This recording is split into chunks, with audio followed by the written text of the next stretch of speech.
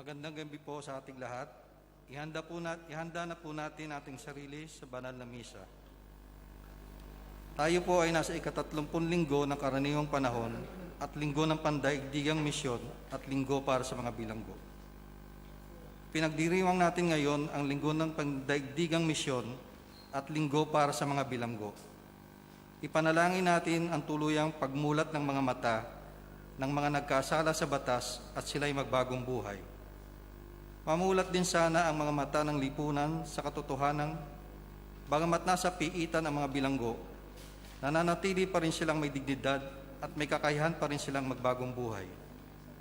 Ipanalangin din natin sa misang ito ang mga kababayan nating nagmimisyon sa iba't ibang bahagi ng bansa at ng mundo. Maging mulat din tayo bilang mga binyagan, nakaisa din tayo sa misyon ng pag-ibig ni Jesus sa mundo. Ang munguna po sa pagdiriwang ng ating banal na misa ay ating butihing kura paroko na si Reverend Father Ramon C. Atanasio. Magsitayo po ang lahat para sa pagsisimula ng banal na misa.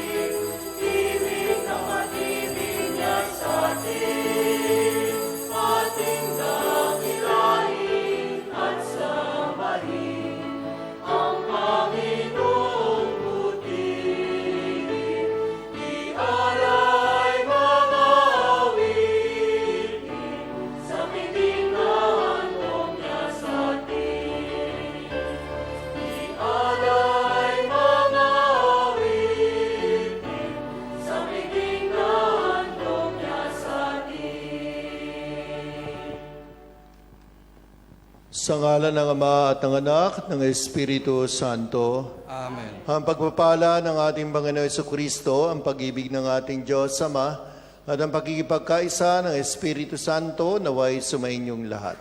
At sumayin niyo rin. Mga kapatid, aminin na natin at pagsisihan ang mga kasalanan na gawa natin. Hihingi natin ito ng kapatawaran sa ating Diyos Ama. Inaamin ko sa makapangyarihan Diyos at sa inyo mga kapatid na lubha akong nagkasala sa isip, sa salita at sa gawa at sa aking pagkukulang. Kaya isinasamo ko sa mahal na Birheng Maria, sa lahat ng mga anghel at mga banal, at sa inyo mga kapatid na ako'y panalangin sa Panginoong ating Diyos. Kaawaan tayo na makapangyarihan Diyos, patawarin tayo sa ating mga kasalanan at patnubayan tayo sa buhay na walang hanggan. Amen.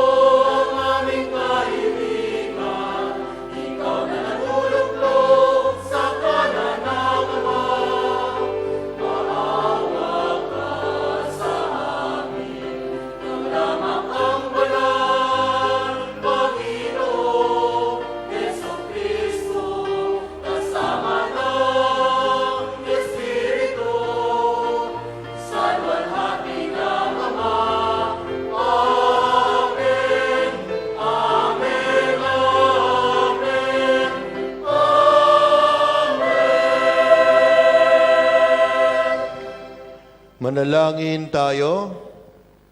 Ama naming makapangyarihan, ang pananampalataya, pag-asa at pag-ibig namin ay iyong dagdagan at gawin mong mahalin namin ang iyong mga kautusan upang sa mga pangako mo kami maging dapat makinabang. Sa pamamagitan ng Jesucristo, kasama ng Espiritu Santo, magpasawalang hanggan. Amen. Sa unang bahagi ng misa, ang pagpapahayag ng salita ng Diyos. Sa unang pagbasa, nakaranas ang mga Israelita na matinding paghihirap sa pagkakatapon nila sa Babylonia. Ngunit ayon sa propeta Jeremias, ililigtas sila ng Panginoon at ihahatid sila pauwi sa kanilang bayan. Pagbasa mula sa aklat ni propeta Jeremias. Ito ang sinasabi ng Panginoon.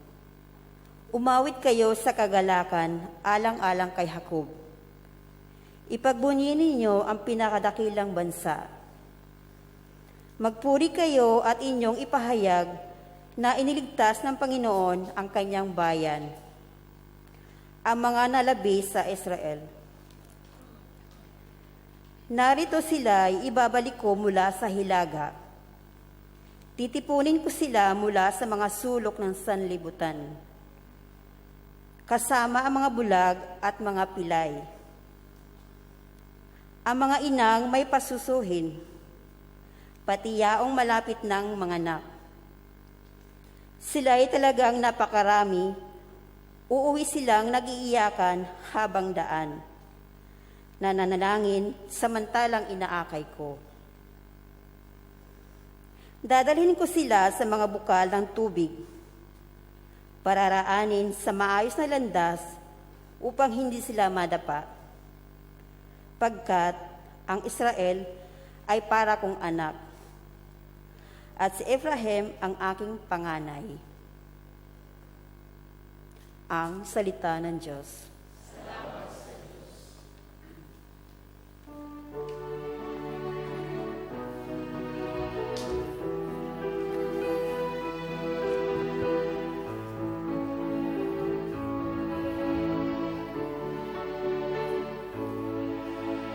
Gawa ng Diyos ay dakila, kaya tayo'y natutuwa. Gawa ng Diyos ay dakila, kaya tayo'y natutuwa. Nang lingapin tayo ng Diyos, at sa Sion ay ibalik ang nangyaring kasaysayay, parang isang panaginip. Lahat tayo ay natuwa, masasayang nagsiawit. Gawa ng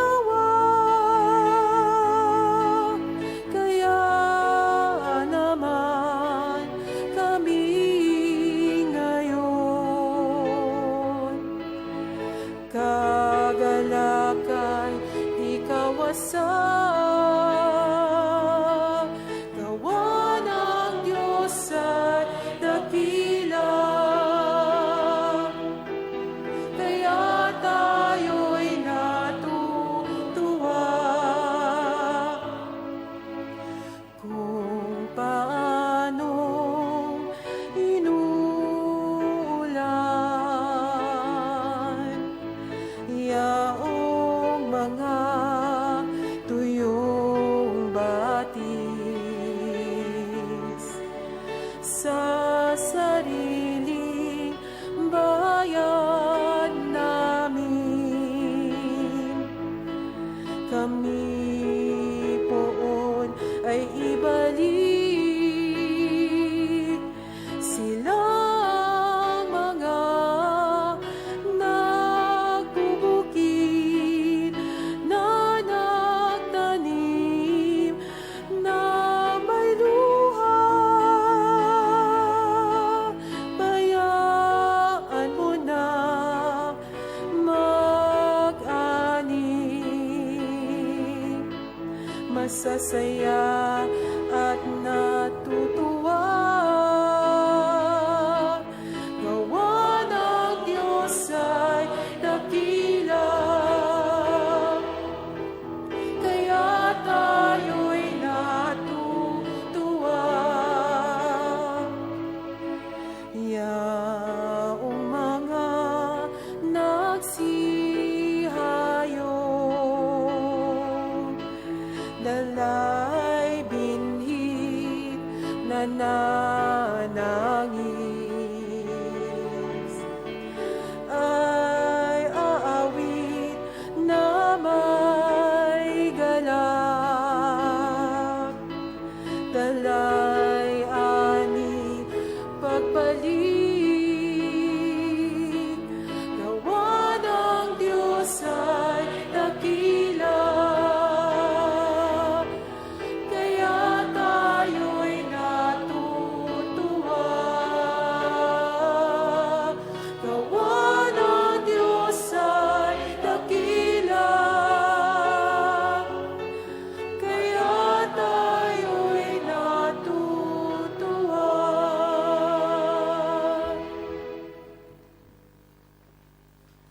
Sa ikalawang pagbasa, dahil nakibahagi si Jesus sa ating kahinaan noong siya'y naging tao, siya ngayon ang ating mawain at dakilang tagapamagitan sa harapan ng luklukan ng Diyos. Pagbasa mula sa sulat sa mga Hebreo. Ang bawat dakilang saserdote pinili sa mga tao at itinalagang maglingkod sa Diyos para sa kanila upang maghandog ng mga kaloob at mga ahain dahil sa mga kasalanan. Mahinahon niyang napapakitunguhan ang mga mangmang at naliligaw ng landas sapagkat siya'y mahina rin. At dahil sa kanyang kahinaan, kinakailangang siya'y maghandog ng hain, hindi lamang para sa kasalanan ng mga tao, kundi para sa kasalanan din niya. Ang karangalan ng pagiging dakilang saserdote ay hindi maaaring kamtan ninuman sa kanyang sariling kagustuhan. Ang Diyos ang humihirang sa kanya, tulad ng pagkahirang kay Aaron. Gayon din naman, hindi si Kristo ang nagtaas ng kanyang sarili sa pagiging dakilang saserdote. Siya ay hinirang ng Diyos na nagsabi sa kanya, "Ikaw ang aking anak, ako ang iyong ama." Sinasabi rin niya sa ibang bahagi ng kasulatan, "Ikaw ay saserdote magpakailanman, ayon sa pagkasaserdote ni Melkisedek." Ang salita ng Diyos. Salamat sa Diyos. Magsitayo po ang lahat.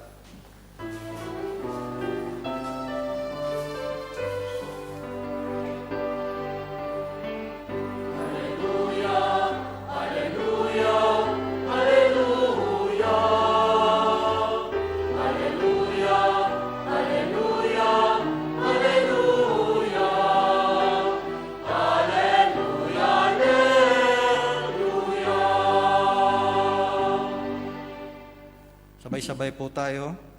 Si Kristo ay nagtagumpay, nalupig ang kamatayan, nagningning ang pagkabuhay.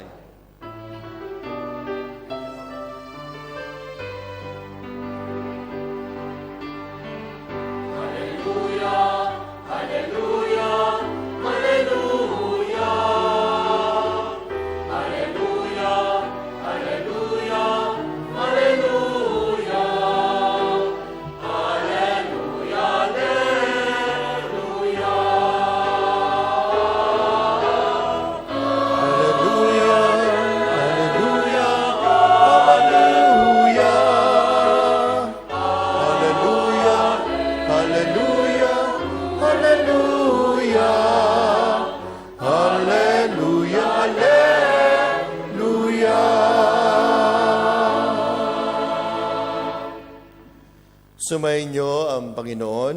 At sumayin niyo rin. Ang pagbasa sa mabuting balita ng Panginoon ayon kay San Marcos. Papuri sa iyo, Panginoon. Noong panahong iyon, dumating si Jesus sa Jericho kasama ang kanyang mga alagad at marami pang iba. Nang umaalis na sila roon, may naraanan silang isang bulag na nakaupo sa tabi ng daan at namamalimos. Siya'y si Bartimeo, anak ni Timeo. Nang marinig niyang naroon si Jesus na taga Nazaret, sumigaw siya ng ganito, Jesus, anak ni David, mahabag po kayo sa akin. Pinagsabihan siya ng mga tao at pinatatahimik, ngunit lalo pa siyang nagsisigaw, anak ni David, mahabag po kayo sa akin. Tumigil si Jesus at kanyang sinabi, tawagin ninyo siya. At tinawag nga nila ang bulag. Lakasan mo ang iyong loob, sabi nila. Tumindig ka, ipinatatawag ka niya. Iniwaksin niya ang kanyang balabal, paluksong tumayo at lumapit kay Jesus. Ano ang ibig mong gawin ko sa iyo? Tanong sa kanya ni Jesus. Sumagot ang bulag, Guro, ibig ko po sanang makakita. Sinabi ni Jesus, humayo ka, magaling ka na dahil sa iyong pananalig. Noon din nakakita siya at sumunod kay Jesus. Mga kapatid, ang mabuting balita ng Panginoon. Pinupuri ka namin, Panginoong Jesucristo. Magandang gabi, mga kapatid. Magandang gabi po. Sige, batiin natin ng magandang gabi, mga kasama natin. Kumusta na kayo? Welcome sa ating pagdiriwang. So ang ating ebanghelyo sa ika-30 linggo sa karaniwang panahon ay tungkol kay Bartimeo, isang bulag. Alam naman natin kung ano ang ibig sabihin ng pagiging bulag, no? Naranasan niyo na bang maging bulag? Hindi pa. Huwag naman, ano? Kasi napakahalaga ng paningin sa tao. Kaya gano'n na lamang ang kanyang ang pagnanais na gumaling. Kaya sabi ng Panginoon, ano ang ibig mong gawin ko sa iyo? Siyempre, ang una niyang sinabi, sana makakita ako. Ibig ko po sanang makakita. So ano ang nagpagaling sa kanya? Kanyang pananalig o pananampalataya. Kaya yung title ngayon ng Sambuhay, no? Ano yung title? Sigaw ng pananampalataya. So ito po yung tingnan natin kung ano yung talagang nagbunsod kay Bartimeo. Bakit siya gumaling o bakit siya nagnanais makakita. So ano yung palatandaan? Una, sabi, siyempre, pag ikaw ay nakararanas ng mabigat na problema, ang problema niya kasi yung paningin niya. Sabi nga ng commentary, since birth kasi, siya ay bulag.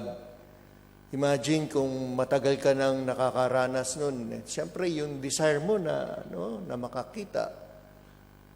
At ito yung siguro tanungin natin sa sarili natin.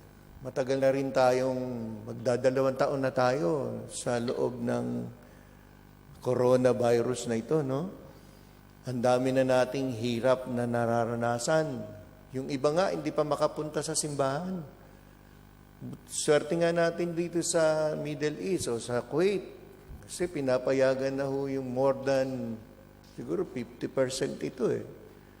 Sa Pilipinas yata, until now, 10%. O yung iba, sarado pa rin, no? Pero nung nangyayari po ba nung gano'n na hindi kayo makapunta sa simbahan, do you have that desire, pumunta sa simbahan? O mas desire niyong pumunta sa... Diba? May narinig ako, Abing News. Alin ba ang gusto niyong maunang mabukas? Oh... Mall o simbahan? Di ba? Hindi, kayo, mga nagtatrabaho kayo, no? Siguro gusto niyo unang magbukas yung company, di ba? O magkatrabaho kayo, which is also good, no? Pero sana nga, ito muna, no? Yung desire to be with God. No? Sa bagay, sabi natin, ang Diyos ay kahit saan naroon. God is everywhere. Pero tahanan ng Diyos no? Sana yun din yung desire natin, makatungtong sa tahanan ng Diyos. Kailangan marubdob na pagnanais. So ito yun ito yung palatandaan ng pananampalataya ni Bartimeo. Kayo ba tuntua nung sinabi, magbubukas na ang simbahan? Ha? Yung tatlo, tuntua, no? So ito yun Sana ganun. Hindi lang tuwing merong problema, sana in good times or in bad times, ito talaga yung ninanais natin. Makasama si Lord once in a week, once a week nga lang, di ba? Every Sunday o every Friday. Pwede rin namang araw-araw if you have time. No? Pero sabi nga kahit araw-araw kayo pumunta ng simbahan, hindi naman kayo dito titira Ilan? 30 minutes, di ba? O 45 minutes, the most is 1 hour. So sana the desire, yun ang kailangan natin. Yung na pagnanais, yan yung ginawa ni Bartimeo. Hinihintay niya yun kasi naririnig niya yung kung sino si Jesus, kung ano yung mga ginagawa niya. Lalo na nagpapagaling siya ng mga may sakit. Kaya yun, yung pagkakataon na yun. Kaya nagpumilit siya, sumigaw siya, kahit pinipigilan na siya ng mga alagad, di ba? So sana ganun din tayo. Kahit may pumipigil sa inyo, we have to desire that. Naisin natin yan. At ipagkakaloob naman yan yung daan na yan no? Para makarating tayo. So ikalawa, sabi nga dito, nung marinig niya at nais niyang lumapit kay Jesus, anong ginawa niya? Anong sabi ni Jesus? Tawagin ninyo siya. Kasi nga narinig niya yung imagine dami ng tao siguro, narinig pa ni Jesus yun. Kaya pinatawag siya. Anong ginawa niya nung siya pinatawag? Inalis niya yung kanyang balabal. Alam niyo, sa isang namamalimos, siguro nakakita na tayo na namamalimos, no? Di ba, meron silang sariling pwesto? No? Kasi comfort zone niya yan Lalo na yung mga gamit niya, hindi mo pwedeng agawin yun sa kanya. Kahit sabihin mo walang kwenta yun. Kasi yan yung kanyang security blanket no? Pero nung tinawag siya ni Jesus, inalis niya yung kanyang security blanket, yung comfort zone, iniwan niya. Lumapit siya kay Jesus. Tayo ba? Ano ba yung mga securities natin sa buhay? The security blankets that we have in our life. Ano ba yung mga comfort zone natin? Minsan pumipigil sa atin para makalapit sa Diyos. Diba? Parang ang dami-dami nating kailangang iwaksi sa buhay natin. Ano yan? Mga ugali natin na minsan nagiging balakid talaga para lumapit kay Jesus. Yung mga bagay na nag-hold sa atin, na hindi natin maiwan, no? Kasi nga nag-aalala ka, pag lumapit ba ako kay Lord, bibigay niya ba itong mga... Hindi dapat ganun Kaya ang tawag doon sa aming mga religious, sa aming mga, lalo na sa Franciscan, we are Franciscan Capuchins. Alam niyo ba na kapag kami nag-profess, meron kaming pinipirmahan that we will renounce all the inheritance from the family, lahat ng namin, pinirmahan namin yan. Kaya hindi kami pwedeng tumanggap ng anumang mga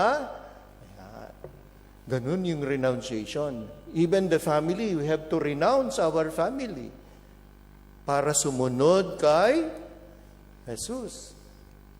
So, kailangan yun eh. Yung mga balakid sa buhay para ka makasunod kay Jesus. Kaya yun yung nagpagaling kay Bartimeo. Kaya sabi ni Jesus, sabi niya, dahil sa iyong pananampalataya o pananalig, ikaw ay magaling na. Ang dami ho kasi natin dapat pagalingin sa buhay natin eh.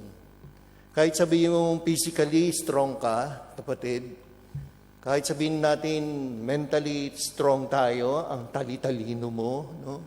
Ang galing-galing mo, meron pa rin tayong karamdaman na dapat ilapit sa Diyos at sabihing pagalingin. Especially our spiritual blindness. Ang dami po niyan. Paano natin malalamang meron tayong yung pagkabulag sa spiritual na pamumuhay? Siyempre, hindi pwedeng puro sasabihin natin, praising the Lord, worshiping God, without sabihin natin, samba ka ng samba sa Diyos, wala ka namang kapwa-tao. That is spiritual blindness. Kasi sinasabi ni Lord, kung mahal mo talaga ang Diyos, mamahalin mo ang Kanyang kawan. Ganun yun eh. Yung pananampalataya sa Diyos, kailangan nakikita sa ating pakikipagkapwa-tao. Yung sinasabi mong you love God, kailangan makita, you love your neighbors. Lalo na nga ho yung mga nangangailangan, yung mga may sakit, yung may mga karamdaman. Kasi we are instruments of God's healing for our brothers and sisters. Kung sa tingin mo talagang ikaw ay spiritually, mentally, physically fit, no? Ay ibahagi mo naman yan sa kapwa mo, kapatid. Baka hinihintay ka, ng Diyos. Kasi ngayon po, pinagdarasal po natin ang mga misyonero, di ba? Linggo rin to ng mga bilanggo, ng mga nagmi-mission. Di ba? Madalas kong sinasabi sa inyo, hindi lang naman kami mga pare ang nagmi-mission eh. Lahat ho tayo nasa mission. At ang mission natin ay isabuhay lagi ang pagmamahal ng Diyos sa ating lahat sa pamamagitan ng pagmamahal sa ating kapwa-tao. Huwag lang ho yung pamilya ninyo. Maaari yung kapitbahay ng pamilya ninyo nangangailangan din. Hindi ko naman sinabing bahagi na nyo siya ng sweldo nyo. No? Makakailangan nila ring makipag-usap sa inyo. Baka kailangan kumustahin din ninyo sila. Malaking bagay po yun. Yung babatiin mo, kukumustahin mo, no? Tatapikin mo yung kapwa. Malaking bagay na po yun eh. Nakakapagpagaling na po yan ng tao. Yung concern for one another. Yung pag-aalala sa ating kapwa-tao. Kailangan po natin yan. And that is the sign of faith in God. Ito po yun, mga kapatid. Di pwedeng sinasabing nagdadasal lang tayo, nagsisimba lang tayo, tanda ng pananampalataya. Yes, this is also signs of faith. But most probably, ang sinasabi sa atin ng Panginoon, the wholeness of our faith. No? Kaya mga kapatid, sana po itong salita ng Diyos, itong Eucharistia na ating tinatanggap lagi, magbigay sa atin ng lakas para tayo maging isang misyonero, isang instrumento ng Diyos para ipahayag ang Kanyang pagmamahal.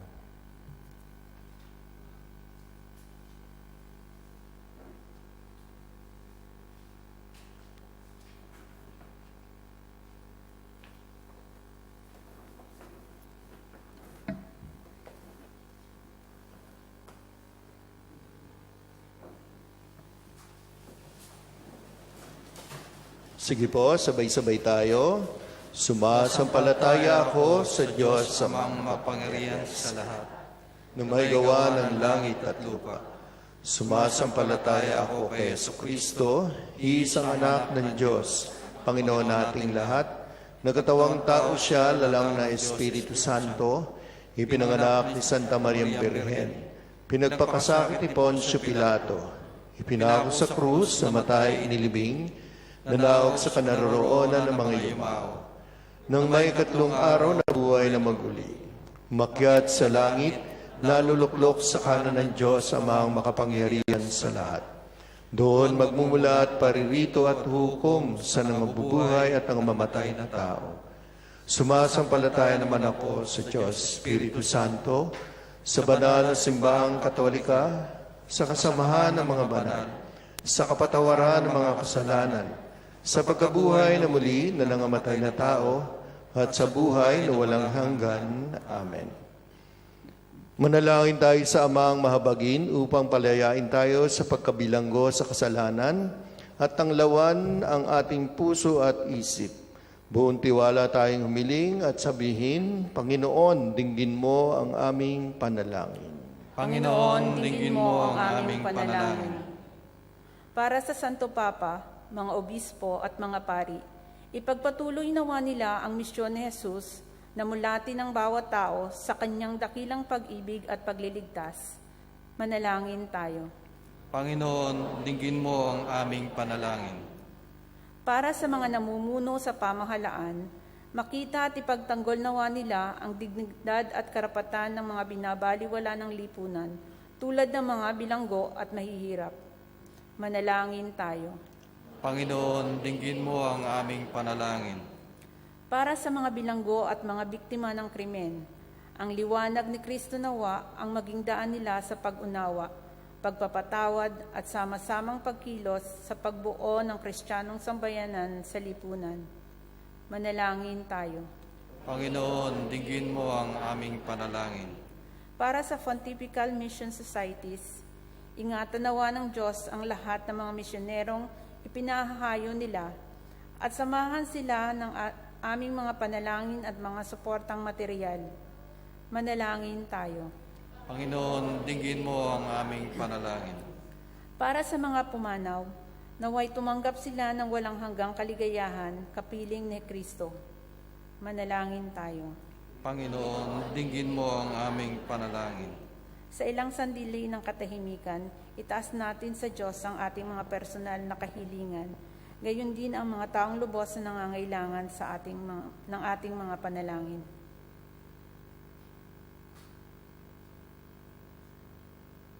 Manalangin tayo. Panginoon, dinggin mo ang aming panalangin. Diyos naming Ama, itulot mong makita namin ang panaghoy ng mga kapatid naming lubos na nangangailangan. Sa tulong ng iyong grasya, matulungan nawa namin sila sapagkat anumang gawin namin sa kanila ay ginagawa na rin namin sa iyo. Hinihiling namin ito sa pamamagitan ni Jesucristong anak mo at aming Panginoon. Amen. Amen. Sa ikalawang bahagi ng pagdiriwang, ang huling hapunan.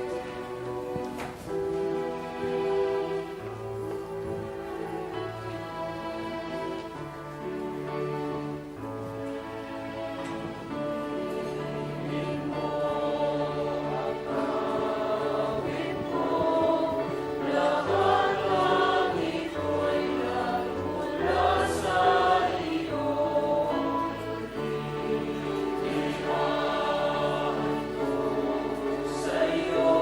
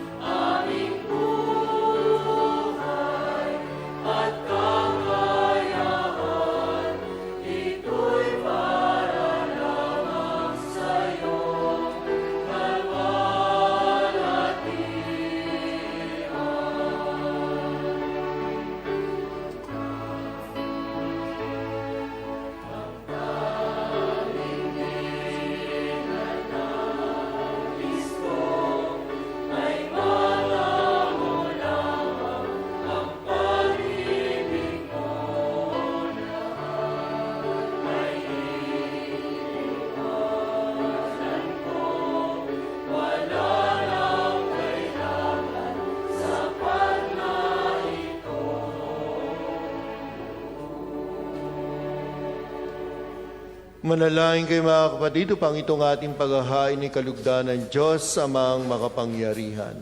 Tanggapin nawa ng Panginoon itong paghahain sa ating mga kamay. Purihan niya at sa karangalan at sa ating kapakinabangan at sa buong sambayanan niyang banal. Ama naming lumikha, tungyan mo ang mga alay na aming inihahain sa iyong kadakilaan upang ang paglilingkod na aming ginagampanan ay humantong sa iyong lalong ikadarangal. Sa pamamagitan ni Jesucristo, kasama ng Espiritu Santo, magpasawalang hanggan. Amen. Sumayin niyo ang Panginoon, At sumayin niyo rin. itaas sa Diyos ang inyong puso at diwa. Itinaas na namin sa Panginoon. Pasalamatan natin ang Panginoong ating Diyos. Marapat na siya ay pasalamatan. Ama naming makapangyarihan, tunay nga marapat na ikaw ay aming pasalamatan. Sa iyong kagandahang loob kami iyong ibinukod upang iyong maitampok sa kadakilaan mong lubos. Kahit na ikaw ay aming tinalikdan dahil sa aming pagkasalawahan, gumawa ka pa rin ng magandang paraang may manguna sa amin para ikaw ay balikan. Kaya't ang iyong minamahal na anak ay naging isa sa mga taong hamak upang may kapwa kaming makapagligtas sa aming pagkapahamak at pagkaligaw ng landas. Kaya kaisa ng mga anghel na nagsisiawit ng papuri sa iyo nang walang humpay sa kalangitan, kami nagbubunyi sa iyong kadakilaan.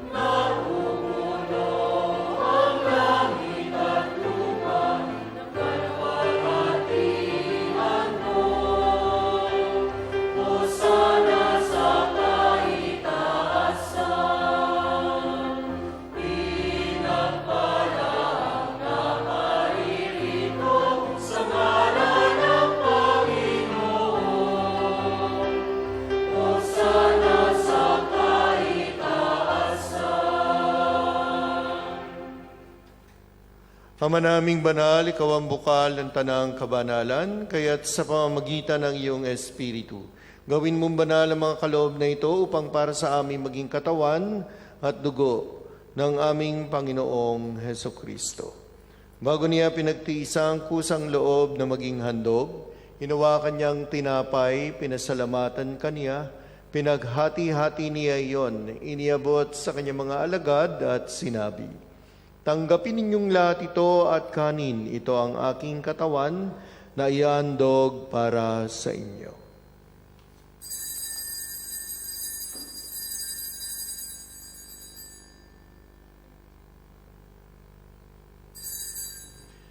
Gayun din naman, nang matapos ang hapunan, hinawakan niya ang kalis, muli kanyang pinasalamatan, iniabot niya ang kalis sa kanyang mga alagad at sinabi, "Tanggapin ninyong lahat ito at inumin. Ito ang kalis ng aking dugo, ng bago at walang hanggang tipan. Ang aking dugo na ibubuhos para sa inyo at para sa lahat sa ikapagpapatawad ng mga kasalanan. Gawin ninyo ito sa pag-aalaala sa akin."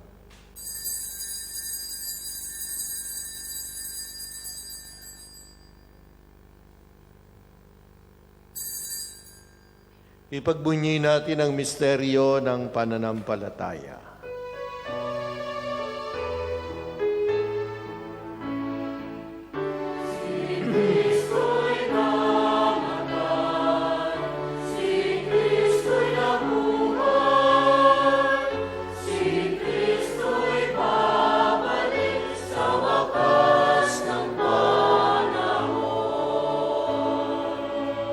Ama, ginagawa namin ngayon ang pag-alala sa pagkamatay at muling pagkabuhay ng iyong anak.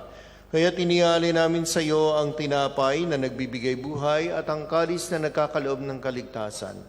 Kami nagpapasalamat dahil kami yung minarapat na tumayo sa harap mo para maglingkod sa iyo. Isinasamo namin kami magsasalo-salo sa katawan at dugo ni Kristo ay mabuklod sa pagkakaisa sa pamamagitan ng Espiritu Santo.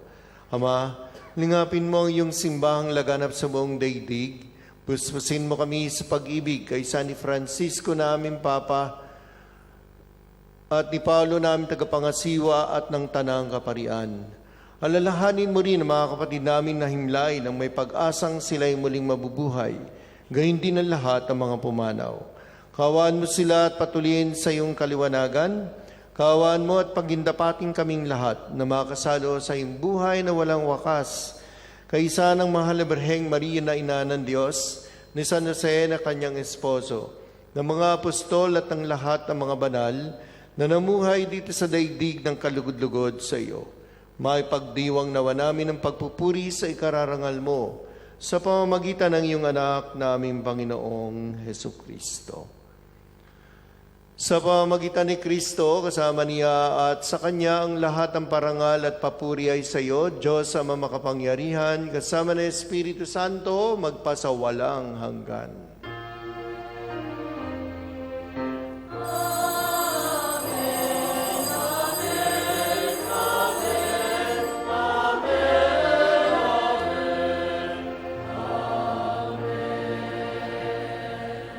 Ngayon, sama-sama tayong tumawag sa ating Amang nasa langit, alinsunod sa itinuro ng Panginoong Hesus.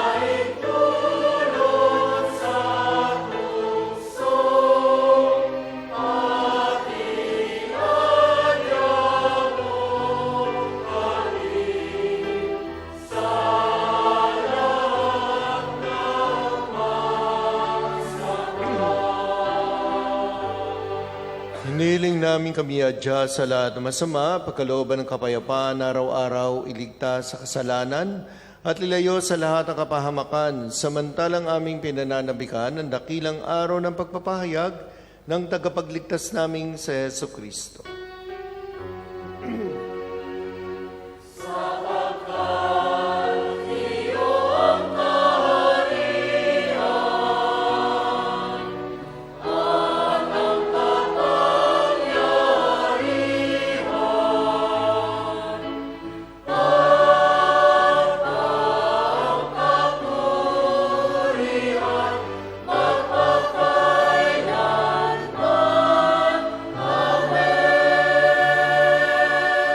Panginoon Jesucristo, sinabi mo sa iyong mga apostol, kapayapaan ang iniiwan ko sa inyo, ang aking kapayapaan ibinibigay ko sa inyo.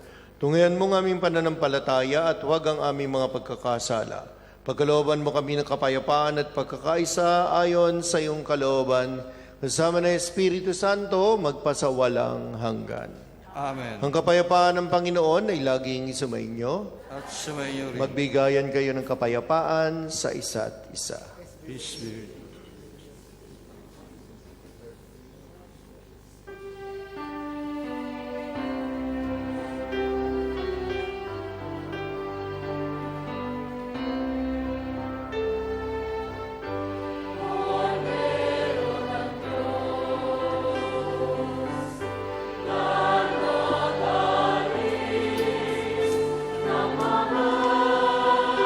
Kasalanan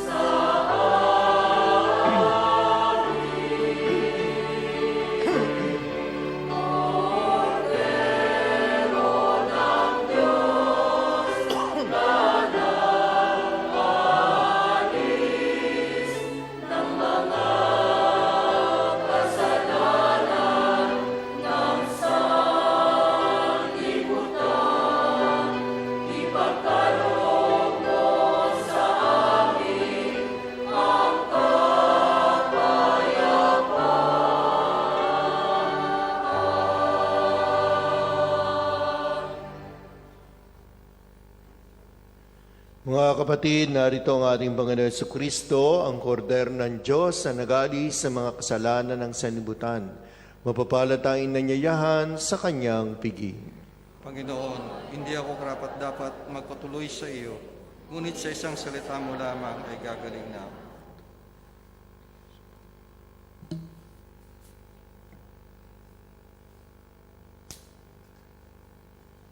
Ang katawan ni Kristo,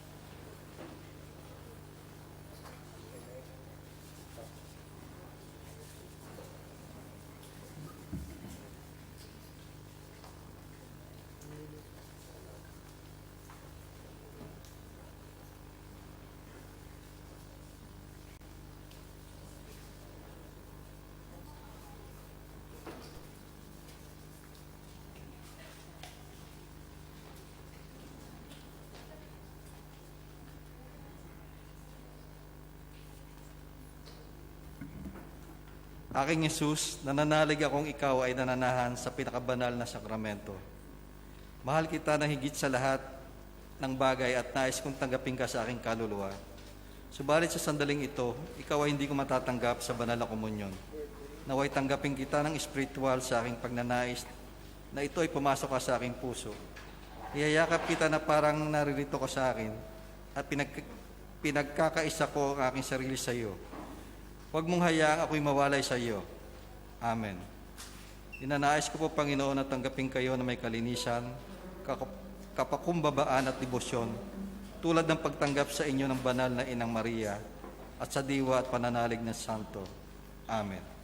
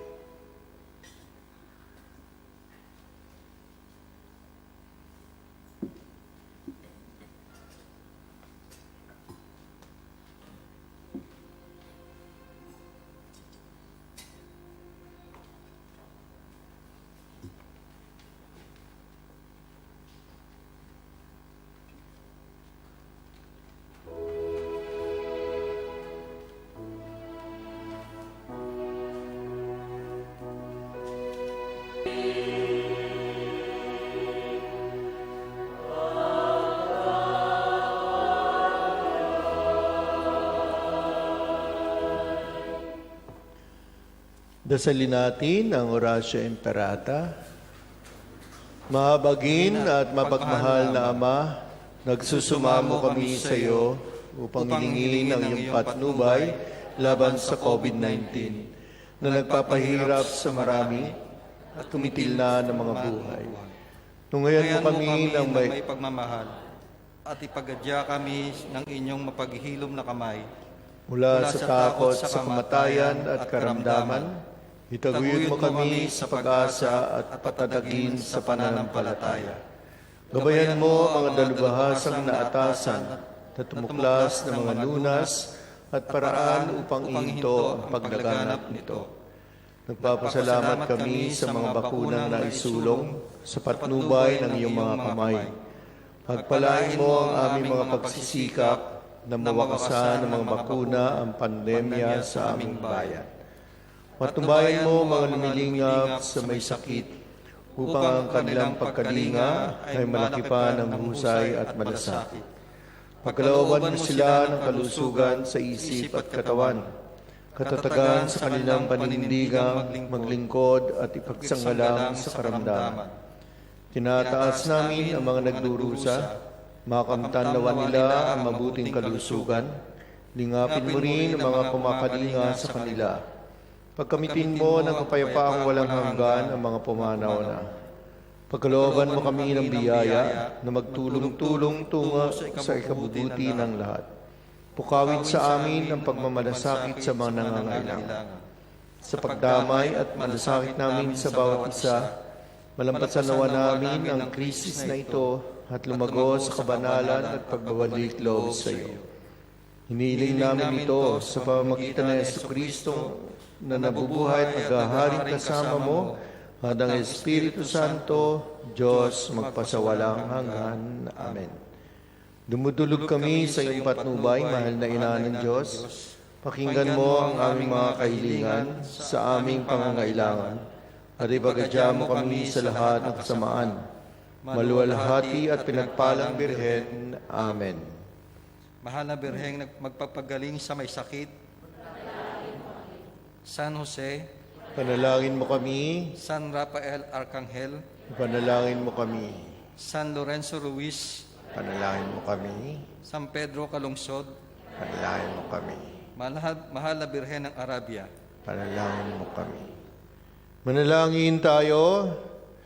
Ama namin mapagmahal, maging lubos nawa ang aming pakikinabang sa tinanggap namin sa piging mong banal, upang ang aming ginaganap ng lantaran ay siyang aming makamtang tunay sa pamamagitan ng Jesucristo kasama ng Espiritu Santo, magpasawalang hanggan. Amen. Magsiupo po lahat at makinig sa mga paalala mula sa parokya. Parish announcements. Parish announcements, 22nd October 2021. On 28 October, Thursday, will be the Feast of the Apostles, St. Simon and St. Jude. The English Marriage Preparation Course will be held on Fridays, November 12 and 19. For the online registration, please go to the Vicariate website, www.abona.org, or contact Father Noel, the Spiritual Director. The Masses for All Saints' Day are as follows. The English Masses will be at 6:15 a.m., 7 a.m., and 6:30 p.m. in the Cathedral. The Tagalog Mass will be at 7:30 in the Cathedral, and Singhala Mass at 7:30 in the Virgin Mary Hall. The Mass for All Souls' Day will be as follows. The English Masses will be at 6 a.m., 7:15 a.m., and 6 p.m. in the Cathedral. The Tagalog Mass will be held at 8:30 p.m. in the Cathedral, and the English and Arabic Mass at Sulaybigat Cemetery will be at 4 p.m. Signed, Reverend Father Ramon C. Atanasio, OFM Capuchin, Parish Priest.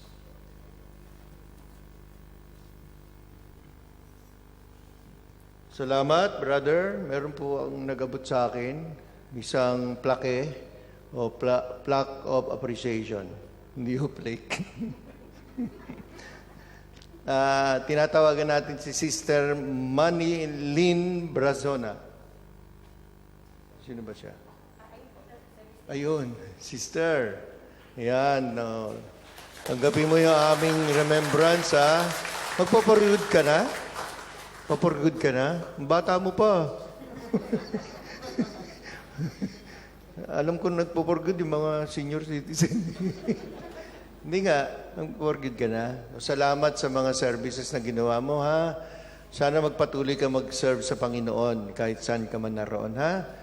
At iligtas ka niya sa anumang lahat ng kapahamakan at sa siyempre, iligtas ka niya sa sakit, lalo na sa coronavirus, ha?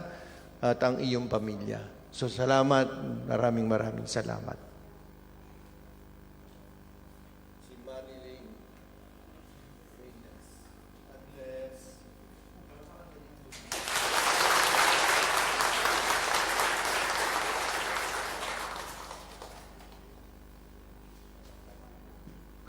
Gusto mo magsalita?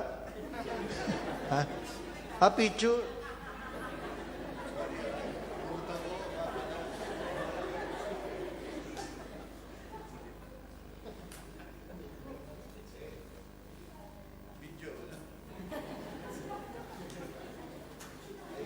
Salamat sa inyong lahat, lalo na mga naglingkod ngayon ng ating choir.